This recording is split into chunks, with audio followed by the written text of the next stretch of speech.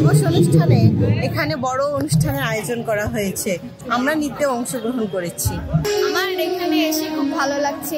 এখানে 9টি স্টল বসেছে, এখানে অনেক মজা হচ্ছে। এখানে এসে পেলে আমি অনেক আনন্দিত, আমার খুব ভালো লাগছে। এখানে আমি নাচ, গান, কবিতা আবৃত্তি পরিচালনা ওখানে অংশগ্রহণ করেছিল, তার পুরস্কার নেওয়ার জন্য আসছি। হ্যালো.মেডিনিউজ24.com কুড়িগ্রাম।